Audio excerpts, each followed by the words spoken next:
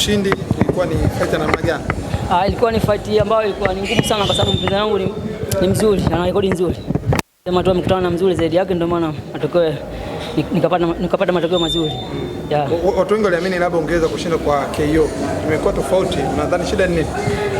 Hilo pia mimi nilikuwa nalo kwamba lazima nishinde KO. Sema mpinzani wangu naye alikuwa amejipanga vizuri kwa sababu alikuwa kashajua kama mtu nenda kukutana naye sio mtu mzuri. Kwa hiyo imempasa ajiandae vya kutosha. Kwa hiyo maandalizi yake ambayo kajiandaa ndio amempatia nafasi ambayo akapata japo kapigwa. Leo ni sparring game. Sio knockout ya mama, sio fight nyingine, sparring game. Kwa hiyo mnatafsiri vipi? Maana mara nyingi tunajua sparring ni mnapeana mabondia mkiwa ndani kwa ajili ya fight. Unajua mashabiki, labda niwaambie mashabiki kitu kimoja ambacho hawajui.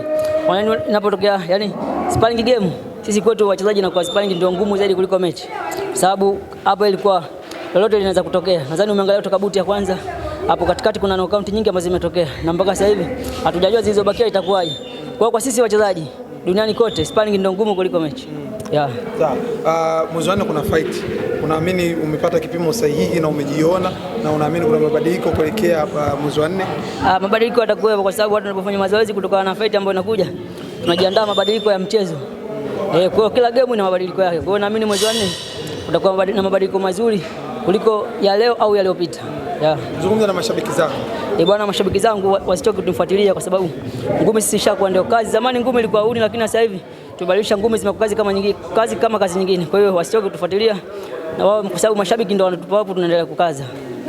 Shukrani. Shukrani sana.